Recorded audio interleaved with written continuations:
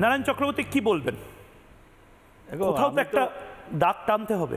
আমি তো শুনলাম, নতুন করে কিছু বলার নেই। আর এই রাজনৈতিক কর্মীদের যা বক্তব্য সেও শুনলাম। আমি তোমাকে ময়ূক দুটো ফিগারের কথা বলি, যেটা তোমরাও দিয়েছো, তোমরা অনেক ডিটেলসে দিয়েছো। আমি অ্যাজ সাচ বলছি, ফিগারের সোর্সটা আবার জানতে চাইবে, ওই জন্য বলে দিচ্ছি যে ফিগার হচ্ছে 2002 সালে যখন এসআইআর লাস্ট হয়েছিল এবং 2025-এর যে ভোটার লিস্টটা, এই দুটো থেকে দেখা যাচ্ছে যে ভারতবর্ষে ইসলামী জনসংখ্যার হার এই পিরিয়ডের মধ্যে, যেটা আমাদের জনসংখ্যার ক্যালকুলেশনে 13% বেড়েছে, কিন্তু ইসলামী ভোটারের সংখ্যা বেড়েছে 61+। এবং আরেকটা কথা হচ্ছে, তুমি বললেও অনেক রকম এক্সাম্পল আমরাও জানি, হ্যাঁ, আমাদেরও বলছে যে সাধারণ মানুষ, ইসলামী মানুষ, তারা খুশি হচ্ছেন এসআইআরের জন্য, যেটা বললে তাদের অর্থনৈতিক দিকে ধাক্কা খাচ্ছে, তাদের এক্সিস্টেন্স অ্যাট স্টেক।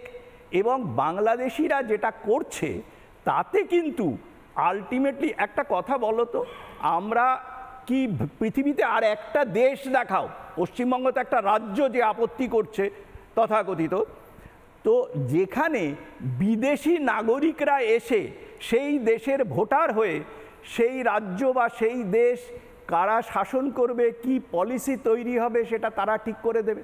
এটা তো হতে পারে না, পৃথিবীর কোথাও নেই। যে ইসলাম করা বলা হচ্ছে, ইসলামিক যে 57টা কান্ট্রি আছে সেখানেও কিন্তু এই জিনিসকে অ্যালাউ করা হয় না। দ্বিতীয় আরেকটা কথা আমি বলি, যেটা এখানে বলতে হয়, যে গুলশান কলোনি সম্পর্কে আমরা জানি, এবং গুলশান কলোনিতে যেটা জানা যাচ্ছে প্রায় 20,000 মানুষ ওখানে ছিলেন কিছুদিন আগে অবধি, কিন্তু গুলশান কলোনির যে আমাদের ভোটার লিস্টের নাম সেটা 400 জনের, 400। এই 20,000 লোকের থেকে 400 জন ছিলেন ভোটার। এটা কি করে হলো? এই জায়গাগুলোতে আমাদের এক্সপ্লোর করার দরকার আছে। ময়ূক আরও ভালোভাবে বললে যে কোথায় কোথায় কিভাবে কোন কোন ডিস্ট্রিক্টে ভোট বেড়েছে।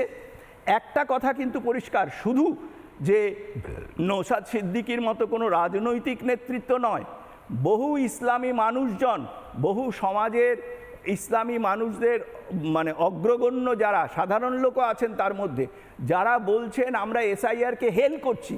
এর আগে 13 বার যে এসআইআর হয়েছে, ইসলামী মানুষরা কোনোবার আপত্তি করেছিলেন যে আমাদের কেন ভোটার লিস্টে নাম বাদ গেল? কখনো বলেননি। তাই নয় নারায়ণবাবু, 2002-এর লিস্টে ইসলামিক করছে নাকি মুসলমানরা করছে? কোথায় বলেছে? প্রশ্নটা দাঁড়াচ্ছে যে বাংলাদেশ আর রোহিঙ্গা, ভারতবর্ষের গণতান্ত্রিক মানুষ করছে, গণতন্ত্র ভারতবর্ষের গণতান্ত্রিক মানুষ করছে না, রোহিঙ্গা এবং বাংলাদেশিদের রাখার জন্য। আর এখনকার এসআইআর মধ্যে ডিফারেন্সটা বলবো, বিদেশি নেই, কোন বিদেশি নাম নাকি এসআইআর এর কথা যখন বলছো 2002 আর 2025 এর ডিফারেন্সটা বলবো। হরিয়ানাতে একজন ব্রাজিলিয়ান মডেলের নাম 10টা বুথে 22টা এপিক কার্ড নিয়ে ধরা পড়ে গেছে।